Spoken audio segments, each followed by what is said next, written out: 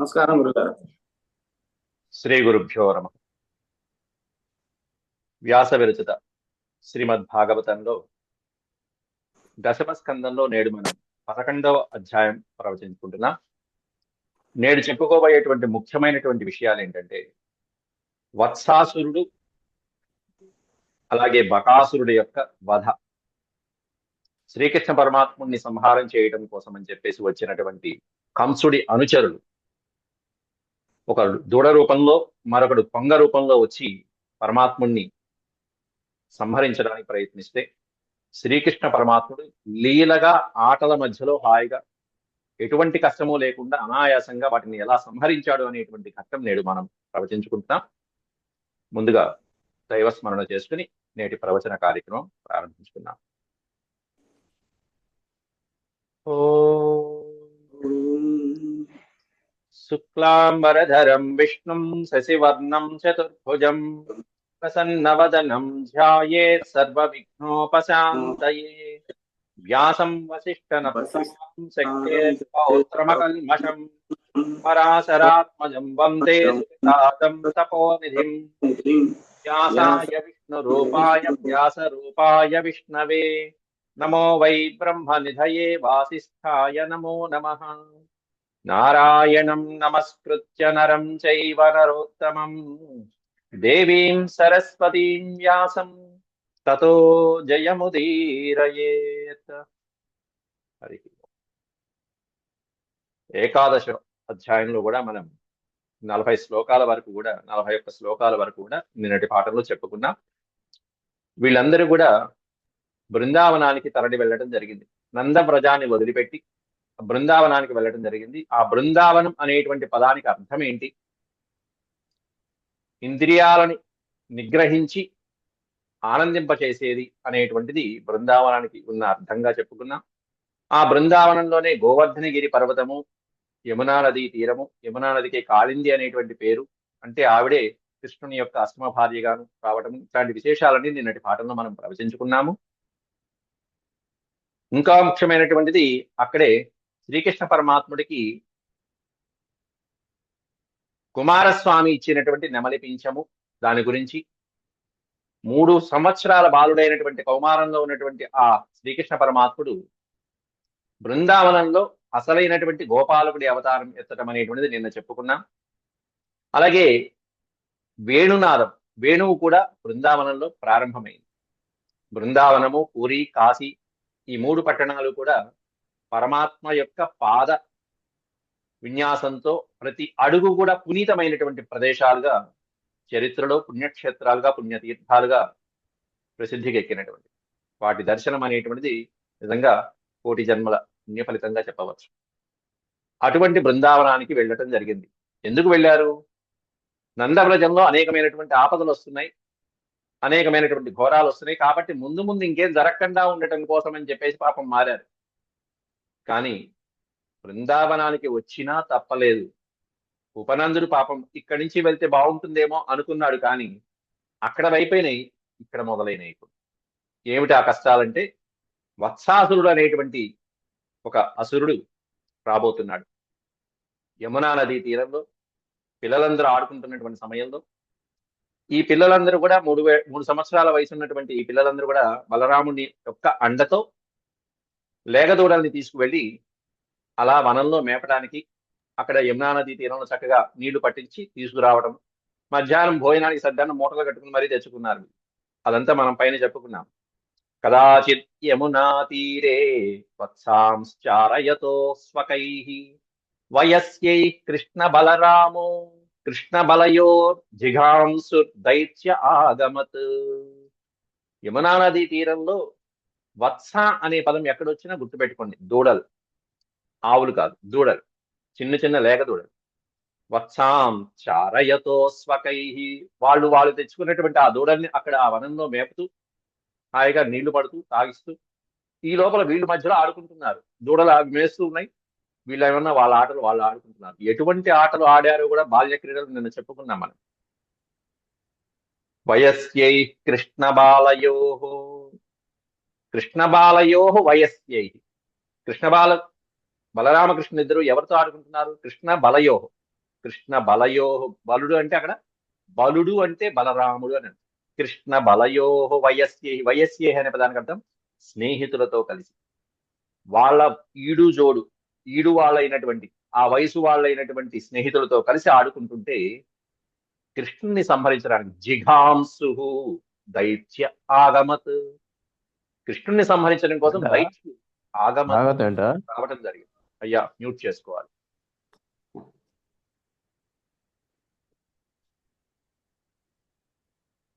దైత్యుడు రావడం జరిగింది. హంసుడు పంపించబడినటువంటి వత్సాసురుడు అనేటువంటి రాక్షసుడు, ఒక అసురుడు దూడ రూపంలోనే వచ్చాడు. తం వత్స రూపిణం వీక్ష్య వత్సయూధగతం హరిః దర్శయన్ బలదేవాయ శనైర్ముగ్ధ ఇవాసదత్. తం వత్సరూపిణం వీక్ష్య, వచ్చినటువంటి అసురుడు ఈ దూడల రూపంలోనే వచ్చాడు. వత్సరూపిణం వీక్ష్య అసుర, ఆ అసురుడు కాస్త వత్స రూపంలో వచ్చాడు, దూడల రూపంలో వచ్చేసి మెల్లగా ఈ కృష్ణ పరమాత్ముడి దగ్గరికి వెళ్ళి అతన్ని ఏదో రకంగా సంహరిద్దామని చూస్తున్నాడు. అట్లాంటి వాడిని పసిగట్టాడు శ్రీకృష్ణ పరమాత్ముడు. తం వత్స రూపిణం వీక్ష్య వత్సయూధగతం హరిః, యూధగతం హరిః, యూధము అంటే సమూహం, వత్సయూధగతం, ఈ అసురుడు దూడ రూపం ఎత్తి అనేకమైనటువంటి ఆ దూడల సమూహంలో కలిసిపోయాడు. వత్సయూధగతం వత్సరూపిణం అసురం వీక్ష్య, ఎవరు? హరిః, శ్రీహరి. చూసి దర్శయన్ బలదేవాయ, అన్నయ్య చూశావా అంటూ బలదేవాయ దర్శయన్, బలరాముడికి చూపిస్తున్నాడు. ఒకసారి సైగ చూశాడు, సైగ చేసేటప్పటికి అర్థమైపోయింది, ఓహో ఇంకో టికెట్ లేవబోతుంది అనుకుంటున్నాడు. దర్శయన్ బలదేవాయ శనైర్ముగ్ధ ఇవాసదత్, మెల్లమెల్లగా మెల్లమెల్లగా ఆ దూడ సమీపానికి వస్తున్నాడు శ్రీకృష్ణుడు. ఎలా? శనైహి అంటే మెల్లగా. ఎట్లా ఇస్తున్నాడు అంటే ముగ్ధ ఇవ, ముగ్ధ అంటే అమాయకంగా, ఏమీ తెలియనట్టు, అబ్బా ఈ దూడ ఎంత బాగుందో అంటూ ఆ దూడ యొక్క అందాన్ని చూడటానికి వస్తున్నట్టుగా ఆ రాక్షసుడు పసిగట్టనట్టుగా జగన్నాటక సూత్రధారి మెల్లగా సమీపిస్తున్నాడు. ముగ్ధ ఇవాసదత్, ఇవ ఆసదత్, ముగ్ధ ఇవ, ఏమీ తెలియనటువంటి బాలుల్లాగా ఎంత బాగుందో ఈ దూడ అంటూ మెల్లగా దాన్ని చేరుకున్నాడు. రామాయణ మహాభారత భాగవతాలకి ఉన్నటువంటి అత్యద్భుతమైనటువంటి మూడిటిలో ఉన్నటువంటి సమన్వయం ఎంత అద్భుతంగా ఉంటాయనండి. వాల్మీకి వారిని వ్యాస భగవానుడు ఏ విధంగా అనుసరించాడు అనేటువంటి తెలుసుకోవచ్చు. అంతేకాకుండా అవతారాలు అలా ఉన్నాయి. శ్రీకృష్ణ పరమాత్ముడి యొక్క ఎక్స్పీరియన్స్ ఎట్లా ఉంటుందో ఇక్కడ మనం తెలుసుకోవచ్చు. అనుభవం, పూర్వపు అవతారాలలో ఉన్నటువంటి అనుభవాలన్నీ క్రోడీకరించి శత్రు సంహారం చేశాడా అన్నట్టుగా ఉంటుంది భాగవతంలో. ఎందుకు చెప్తున్నానంటే ఇటువంటి సన్నివేశమే శ్రీరాముడు కూడా అనుభవించాడు. మారీచుడు లేడీ అవతారంలో వచ్చి ఆ వన్యమృగాల మధ్యలో కలిసిపోయాడు. ఆ మారీచుడు బంగారు లేడీ రూపంలో రాగానే సీతమ్మ కోరుకుంది. ఆ మారీచుడిని చూడంగానే, మాయలేడిని చూడంగానే మిగతా జంతువులన్నీ పారిపోయాయి. లక్ష్మణుడు కనిపెట్టాడు, అన్నా ఇది మాయలేడి, మారీచుడి పని. ఎందుకంటే లక్ష్మణుడికి అన్నీ తెలుసు, జంతు భాషలన్నీ తెలుసు.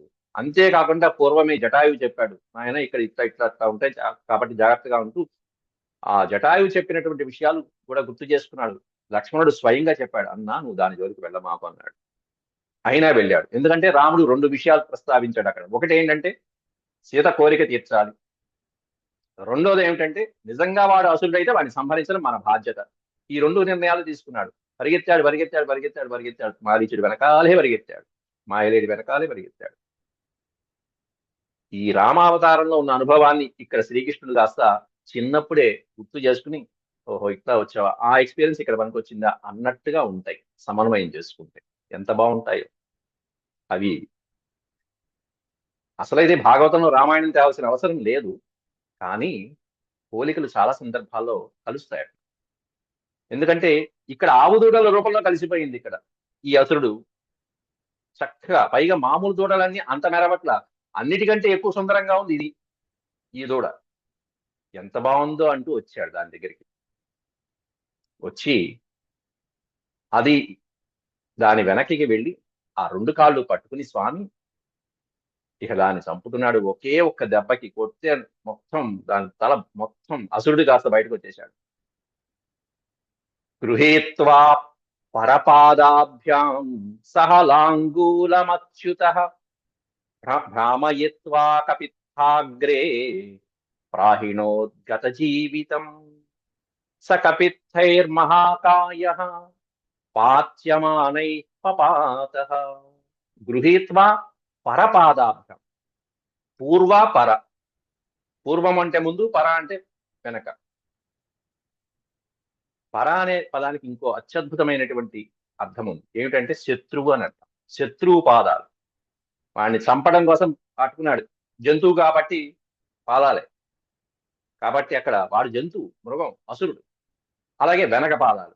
పర అంటే పూర్వ పర. గృహీత్వా పరపాదాభ్యాం. ఆ పాదాలు వెనక వెళ్ళి ఎంత బాగున్నావు, ఎంత ముచ్చటగా ఉందో, చాలా బాగున్నావు, ఇంత చక్కగా ఉన్నావో అనుకుని శ్రీకృష్ణుడు కాస్త వెనకాల అలా వెళ్ళి దాన్ని పట్టుకున్నట్టుగా పట్టుకుని వెనకాల రెండు కాళ్ళు తోకని సహ లాంగూల. లాంగూలం అంటే తోక. లాంగూలం సహ ఆ కాళ్ళని రెండింటిని తోకని పట్టుకుని గిరగిరగా తిప్పి అచ్యుత కామయత్వ దాని కళ్ళు బయలు గమ్మేట్టుగా తిప్పి తిప్పి తిప్పి తిప్పి కపిత్థాగ్రే ప్రాహిణోద్గత జీవితం దాని ప్రాణాలు హరించేట్టుగా ఒక్క దెబ్బ కొట్టాడు. ఎక్కడ కొట్టాడంటే కపిత్థ అగ్రే. వెలగ చెట్టు ఒకటి ఉంటే పెద్ద వెలగ చెట్టు, ఆ వెలగ చెట్టు మానుకేసి మొత్తం ఒక్క దెబ్బ కొట్టాడు. ఏ పాదాలతో అయితే దాన్ని ఆ వెనక పాదాలతో స్వామిని కొట్టి చంపుదామనుకుందో, ఏ కొమ్ములతో అయితే పొడిచి చంపుదామనుకుందో ఆ కాళ్ళు పట్టుకున్నాడు. ఆ కొమ్ములకి ఆ ముందు తల భాగం ఏదైతే ఉందో అగ్రభాగాన్ని వేట్ కొట్టేటప్పటికి వీడికి కాస్త కళ్ళు బయలు కమ్మి నెత్తురు కక్కుకుంటూ చచ్చాడు. సకపిత్తై మహాకాయ. పెద్ద వృక్షం ఆ చెట్టు దగ్గర నుంచి ఒక దెబ్బ కొట్టేటప్పటికి దాంట్లోంచి మహా అసురుడి యొక్క శరీరం వచ్చేసింది. చనిపోయేటప్పుడు రాక్షసులకి వాళ్ళ వాళ్ళ స్వరూపాలు బయటకు వచ్చేస్తాయి. ఎంత మాయలు పన్నినా, ఎటువంటి మాయావేషంలో ఉన్నా, కామరూపులుగా ఉన్నా కూడా చనిపోయేటప్పుడు వాళ్ళ రూపాలు. పూతనకు కూడా చూసారా, కామరూపంగా వచ్చింది కానీ చనిపోయేటప్పుడు ఆ దేహం పడిపోయింది. తృణావర్తులు అంతే, ఇక్కడ అంతే. చనిపోయేటప్పుడు వాళ్ళ రూపాలు, వాళ్ళ శక్తులన్నీ పోతాయి. ఆ కామరూపం పోతుంది, వాళ్ళ అసురు రూపం ఏదైతే ఉందో అది వచ్చేస్తుంది. కపిత్థైర్మహాకాయ పాత్యమానై పపాతః. ఆ మహావృక్షం దగ్గర కొట్టేటప్పటికి అక్కడి నుంచి ఒక మహాకాయుడైనటువంటి అసురుడి కాస్త పపాత పడిపోవడం జరిగింది. వీళ్ళందరూ ఆశ్చర్యపోయారు ఒకసారిగా, పిల్లలందరూ. తం వీక్ష్య విస్మితా బాలాః సశంసు సాధు సాధ్వితి దేవాశ్చ పరిసంతుష్టా బభూవు పుష్ప వర్షిణః. దేవతలు వెంటనే పుష్పవర్షం కురిపించారు. పరిసంతుష్ట మిక్కిలి సంతోషించినటువంటి దేవతలు పుష్పవర్షిణ బభూవు. పుష్పవర్షంతో ఆనందించారు అలా కురిపించి స్వామి వారి మీద. తం వీక్ష్య విస్మిత బాలాః. బాలకులందరూ, బలరాముడితో పాటు ఉన్నటువంటి బాలకులందరూ విస్మిత ఆశ్చర్యపోయారు ఒకసారిగా. మామూలుగా వెళ్తున్నాళ్లే అనుకున్నారు, కానీ పట్టుకోవడం ఒక్క క్షణంలోనే వాడిని పట్టుకోవడము, తిప్పడము, ఆశ్చర్యపోయారు. బాలా ఇదేమిటా మామూలు ధేను, చిన్న దూడను కొడుతున్నారేమో అనుకుంటున్నా, భయపడ్డారు ఒకసారి. కానీ చనిపోయిన తర్వాత ఆకారం చూసేటప్పటికి ఆశ్చర్యపోయారు, భయపడిపోయారు. శశంసు సాధు సాధ్వితి. సాధు సాధు, బాగుంది బాగుంది, భలే చేసావు కృష్ణ అంటూ ప్రశంసించారు బాలకృష్ణుని. తౌ వత్సపాలకౌ భూత్వా సర్వలోకైకపాలకౌ. సర్వలోక పాలకుడైనటువంటి ఆ శ్రీకృష్ణ పరమాత్ముడు వత్సపాలకుడయ్యాడు. దూడల్ని కాసేటువంటి వాడయ్యాడు, గోపాలకుడయ్యాడు. ఒకడే కాదు, పైగా ఇద్దరు బలరాములు. తౌ వత్సపాలకౌ భూత్వా సర్వలోకైకపాలకౌ సప్రాతరాశౌ గోవత్సాంశ్చారయంతౌ విచేరతు. చక్కగా సద్దన్నం కూడా మూట కట్టుకుని వెళ్ళారని స్పష్టంగా చెప్తున్నారు వ్యాసులు వారు ఇక్కడ. ప్రాతరాశం అనే పదానికి అర్థం ఏంటంటే, ప్రాత అంటే పొద్దున పూట, అశనము అంటే ఆరగించేది. పొద్దున పూట తినేటువంటి బ్రేక్ఫాస్ట్, ఆ తినేటువంటి అన్నం ఏదైతే ఉంటుందో ఆ సద్దన్నం మూట కట్టుకుని మరీ బయలుదేరారు. చక్కగా మిగిలిన సద్దన్నం మూట కట్టుకుని ఆవకాయ ముక్క వేసి అలా హాయిగా ఆనందంగా పంపించారు. ఎవరు మ్యూట్ చేసుకోలేదండి, చేసుకోండి.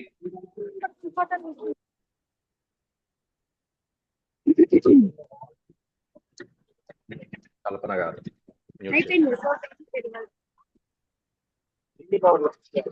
కల్పన గారు మ్యూట్ చేసుకోండి అమ్మా.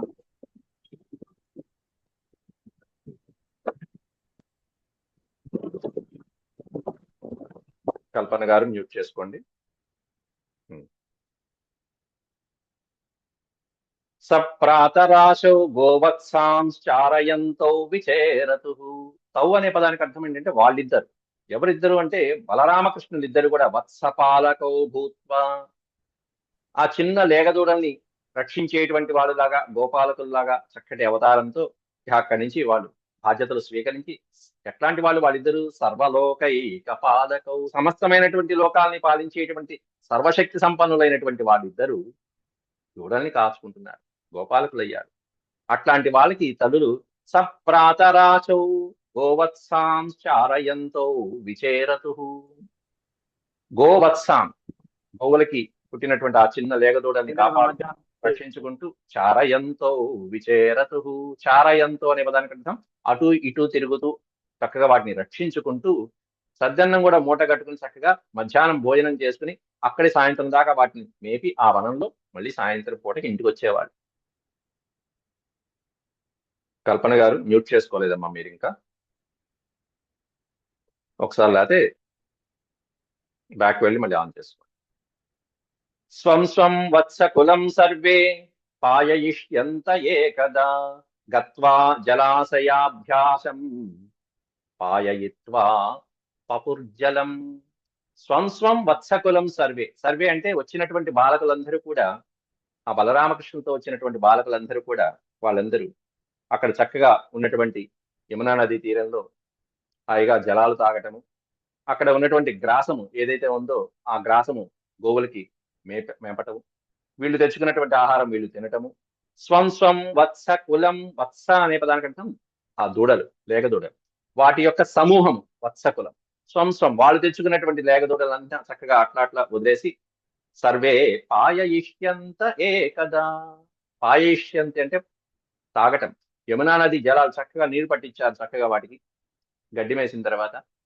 వీళ్ళు కూడా జలాశయానికి వెళ్ళారు. గత్వా జలాశయాభ్యాసం పాయయిత్వా పపుర్జలం.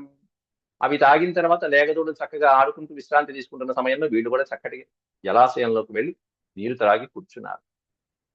అక్కడ మరొక రాక్షసుడు ఓ పర్వతాకారంగా ఉన్నటువంటి ఒక ఆకారాన్ని గోపబాలకులు చూడటం జరిగింది. తే తత్ర దదృశుర్ బాల. బాల అంటే పిల్లలందరూ కూడా తత్ర ఆ ప్రదేశంలో యమునా తీరంలో తే తత్ర దదృశుర్ బాల మహాసత్వం అవస్థితం. సత్వము అంటే ప్రాణి, మహాసత్వం అవస్థితం. తత్ర తత్ర సుర్వజ్ర నిర్భిన్నం, తత్ర సుర్వజ్ర నిర్భిన్నం గిరే శృంగమివచ్యుతం. ఒక మహాభయంకరమైనటువంటి ఆకారంతో ఉన్నటువంటి ఒక ప్రాణిని చూశారట అక్కడ ఉన్నటువంటి బాలులందరూ కూడా. తత్ర తే, తే అంటే వారు, ఆ బాలులందరూ కూడా దదృశు బాల, బాలా దదృశు, పిల్లలందరూ చూశారు. ఎట్లాంటి ఆకారం? మహాసత్వం, భయంకరమైనటువంటి ఒక ప్రాణి అక్కడ ఉండటం చూశారు. ఎలా ఉంది అంటే తెల్లగా ఉంది. తత్ర సుర్వజ్ర నిర్భిన్నం గిరే. వజ్రము, ఇంద్రుడి యొక్క వజ్రాయుధం చేత కొట్టబడినటువంటి ఒక పర్వత శిఖరం వచ్చి ఇక్కడ పడిందా అన్నట్టుగా ఉంది. తెల్లటి హిమవత్ శిఖరం వచ్చి పడిందా అన్నట్టుగా ఉంది. తత్ర సుర్వజ్ర నిర్భిన్నం గిరే. మామూలుగా అయితే ఇంద్రుడు వజ్రాయుధంతో కొడితే, వజ్రాయుధంతో దేనికి సంహరించాడంటే పర్వతాల యొక్క రెక్కలని నరికేవాడు. పర్వతాలకు అది వరకు రెక్కలు ఉండేవి, ఆ రెక్కల్ని నరికేవాడు. ఆ రెక్కలతో ఆ పర్వతాలు ఒక చోట నుంచి ఒక చోటకి కదులుతూ ఎగురుతూ వెళ్ళిన సన్నివేశాలు ఉన్నాయి మన పురాణాలు. ఇంద్రుడు ఆ వజ్రాయుధంతో ఆ రెక్కలు నరికేశాడు. కానీ ఇక్కడ రెక్కలు ఉన్న వజ్రాయుధంతో కొట్టబడినటువంటి పక్షిట ఇది, ఎందుకంటే దీనికి రెక్కలు ఉన్నాయి. తత్ర సుర్వజ్ర నిర్భిన్నం గిరే శృంగమివ. ఓ పెద్ద పర్వతం యొక్క గిరేహే శృంగం, పర్వత శిఖరం. శృంగం అంటే శిఖరం. పర్వత శిఖరం వచ్చి అలా ఒక ప్రాణి రూపంలో ఉన్నదా అన్నట్టుగా భ్రమింపజేసేటువంటి ఒక కొంగ అక్కడ కనిపించింది. గిరే శృంగమివచ్యుతం, అలా ఉపమానంగా చెప్పారు. ఎవరయ్యా వాడు అంటే ఈ కంసుడు పంపించినటువంటి మరొక అసురుడు, పూతన సోదరుడు. పూతన ఒక్కతే కాదు, మొత్తం ఎంటైర్ ఫ్యామిలీ ఉంది. దానికి 200 మంది సోదరులు, 200 మంది బంధువులు, అందరూ కూడా కంసుడి యొక్క అనుచరులే. 209 మంది ఉన్నారు ఇంకా చెప్పాలండి. సోదరులే 100 మంది ఉన్నారు. పుత్రులు సోదరులు వీళ్ళందరూ కలిపి మొత్తం సెంచరీ డబల్ సెంచరీలు కొట్టేసింది. తవై బకో నామ మహాన్ అసురో బక రూపధృక్ ఆగత్య సహసా కృష్ణం తీక్ష్ణతుండోగ్ర సద్బలి తీక్ష్ణతుండోగ్ర సద్బలి. సవై బకో నామ, ఎవడా రాక్షసుడు అంటే బకుడు అనేటువంటి పేరు కలిగినటువంటి మహాన్ అసుర, మహాన్ ప్లస్ అసుర, ఒక మహాభయంకరమైన రాక్షసుడు. ఎట్లా వచ్చాడు ఆ బకుడు? బక రూప ధృక్, బకం అనేటువంటి, బకము అంటే కొంగ, కొంగ రూపాన్ని ధరించి వచ్చాడు ఆ బకుడు అనేటువంటి రాక్షసుడు, బకాసురుడు. ఆగత్య సహసా కృష్ణం, ఎందుకు వచ్చాడే అంటే, ఏ కార్యం మీద వచ్చాడంటే, కృష్ణం శ్రీకృష్ణుణ్ణి తన తొండంతో అలా సంహరించేద్దాం, లాగేసుకుని నోట్లో వేసేసుకుందాం వచ్చాడు. సహసా కృష్ణం, సహసా అంటే వెంటనే వచ్చి ఆ కృష్ణుణ్ణి సంహరించేద్దాం. దేంతో? తీక్ష్ణ తుండోగ్ర తద్బలి, బలమైనటువంటి తన యొక్క తుండంతో, ముక్కుతో, కొంగకు ఉండేటువంటి ముందు ఉండేటువంటి బలమైనటువంటి పొడుగైనటువంటి ఆ ముక్కుతో కృష్ణుణ్ణి అలా లోపలికి లాగేద్దామని చెప్పి వచ్చేశాడు. ఆగత్య సహసా కృష్ణం తీక్ష్ణతుండోగ్ర సద్బలి. ఇక్కడ ఈ బకుడి గురించి చెప్పుకునేటువంటి ఒక చిన్న విషయం ఉంది. మనకి మహాభారతంలో వచ్చే బకాసురుడు వేరు, భీముడు సంహరిస్తాడు బకాసురుడు. ఈ బకాసురుడు వేరు. అక్కడ ఏమన్నా బకాసురుడు తిండివాడు, తిండిపోదు. అలాగే ఇక్కడ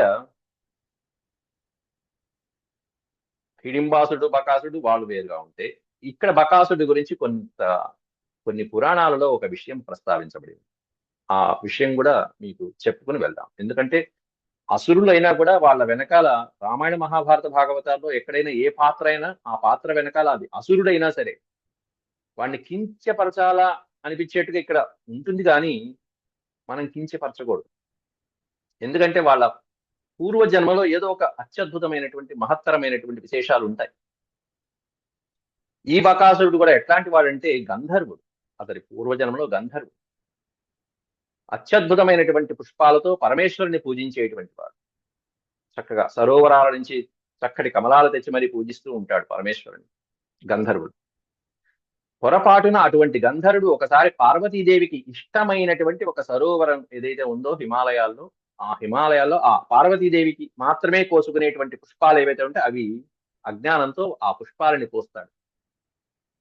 అది చూసి అక్కడ ఉన్నటువంటి సేవకులు, శివభక్తులు ఇతన్ని పట్టుకుని పార్వతీదేవికి అప్పజెప్తారు. అసలైతే ఆ కొలంలో ఉన్నటువంటి పుష్పాలతో రోజు నిత్యము పార్వతీదేవి పూజిస్తూ ఉంటుంది, పరమేశ్వరుడి పూజకి వినియోగిస్తూ ఉంటుంది, మహావిష్ణువు యొక్క పూజకి విశేషంగా వాడుతూ ఉంటుంది ఆ పుష్పాలు, ఆ కొలంలో ఉన్న పుష్పాలు. మహావిష్ణువుని సేవించడానికి పార్వతీదేవి పూజిస్తూ ఉంటుంది ఆ పుష్పాలతో. ఎందుకని పూజిస్తూ ఉంటుందంటే, విష్ణువు యొక్క అవతారాల్లో రాబోయే కృష్ణ అవతారంలో ఆవిడికి సోదరిగా పుట్టాలని చెప్పి, ఆయనకి సోదరిగా దుర్గగా పుట్టాలని. స్కందమాతర్ భగవతి దుర్గే కాంతారవాసిని అని మీకు పంపించినటువంటి ఆ దుర్గా స్తోత్రాల్లో వస్తాయి. ఎవరయ్యా దుర్గ అంటే స్కందమాత, స్కందుడి యొక్క తల్లి పార్వతీదేవి. అట్లా మహావిష్ణువుని కొలుస్తూ ఉంటుంది. ఆ కొలిచినటువంటి ఆ పూజా ఫలమే ఆవిడ కృష్ణుని యొక్క సోదరిగా దుర్గగా జన్మించడం జరిగింది అని కూడా చెప్పుకోవచ్చు. అట్లా పూజిస్తూ ఉన్నటువంటి ఆవిడ ఆ పుష్పాలని ఆ విష్ణు పూజకి మాత్రమే వినియోగించేటువంటి ఆవిడ ఈ కింకరులు తెచ్చినటువంటి ఇతన్ని చూసింది, గంధర్వుణ్ణి. బకుడు అనేటువంటి పేరు గల గంధర్వుడు, అతడి పేరే బకుడు, గంధర్వుడి పేరు. ఆ గంధర్వుని చూసింది. ఎందుకు కోసావయ్యా అంటే, ఇట్లా పూజ కోసం కోశానంది అని చెప్పంటే, ఇది కేవలం విష్ణువు యొక్క పూజకి మాత్రమే వాడేటువంటిదయ్యా ఈ పుష్పాలు, నువ్వు అజ్ఞానంతో కోశావు అంటూ అక్కడ విష్ణువు యొక్క మహాత్మ్యాన్ని, శ్రీకృష్ణ పరమాత్ముడి యొక్క లీలల్ని చెప్తుంది, శ్రీకృష్ణ పరమాత్ముడి యొక్క గొప్పతనం చెప్తుంది అక్కడ పార్వతీదేవి ఆ గంధర్వుడి.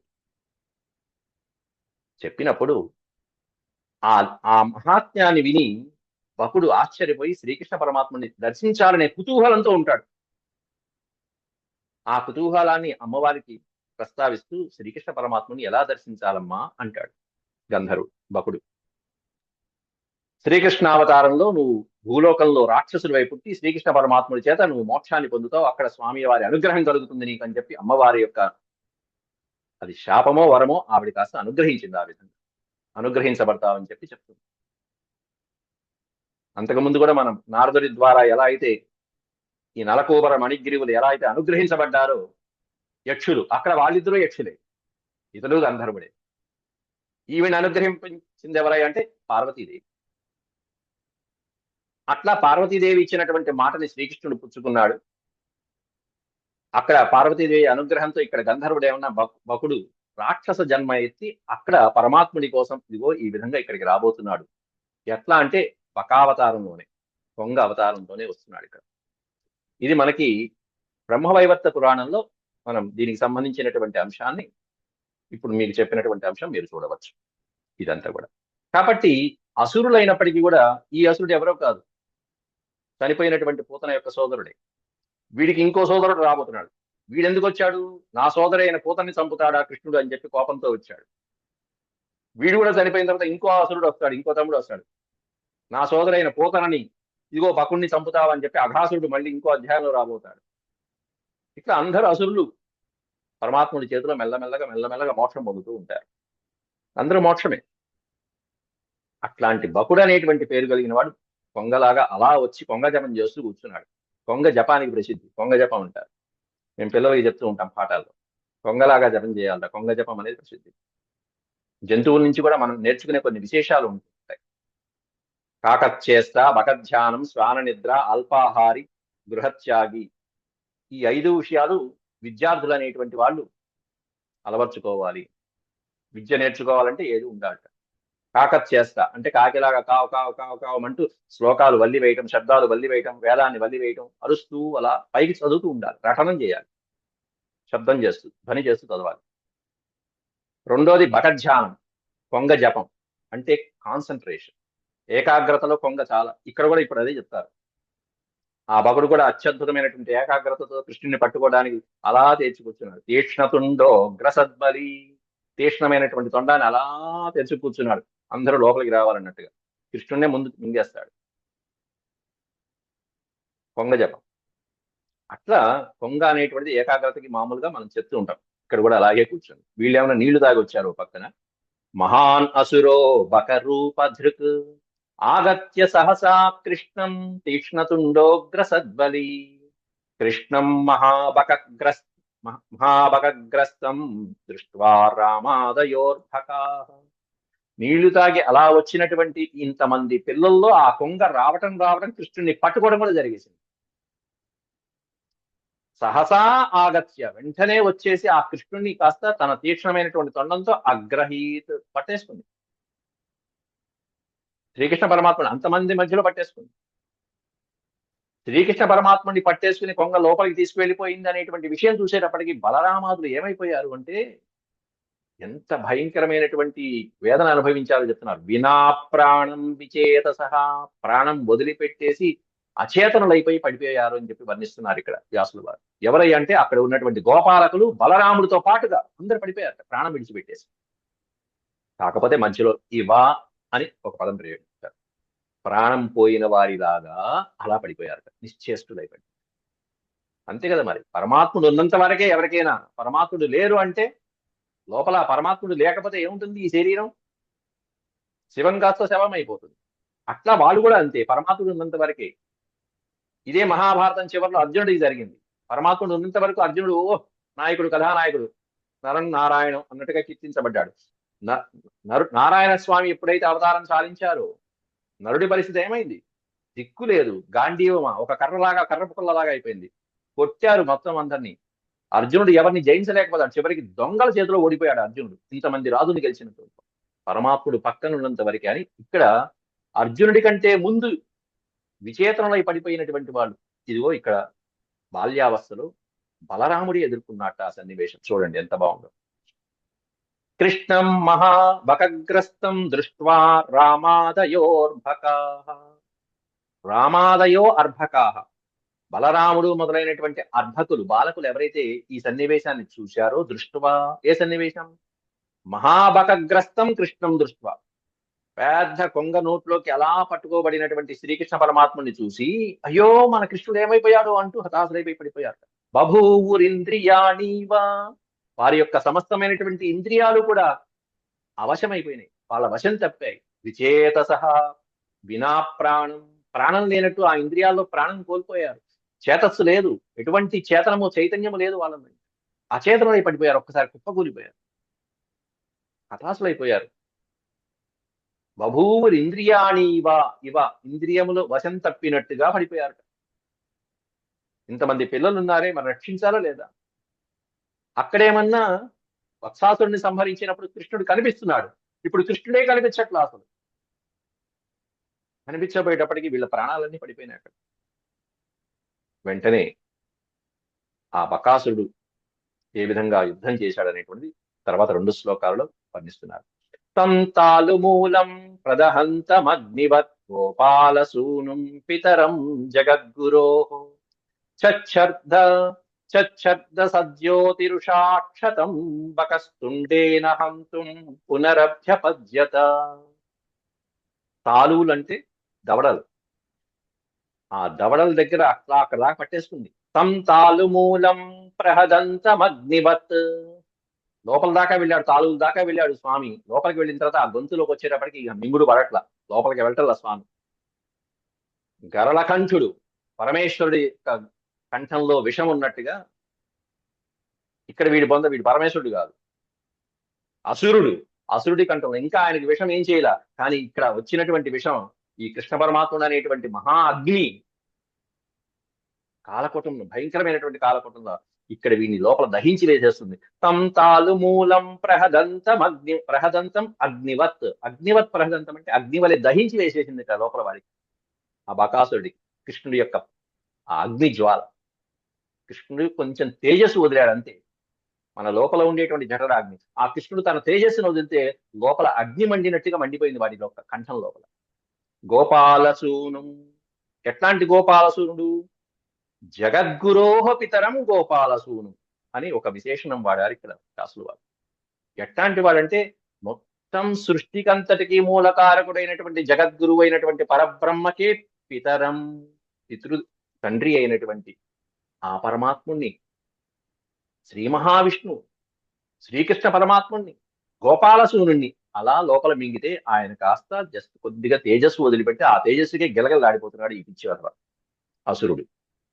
జగద్గురువు అంటే జగత్ సృష్టికర్త అయినటువంటి బ్రహ్మదేవుడికి పితరం సూను, తండ్రి అయినటువంటి ఆ శ్రీ మహావిష్ణువు ఇక్కడ గోపాలసూనుడి రూపంలో వచ్చాడు. ఆయన లీల ప్రదర్శిస్తున్నారు.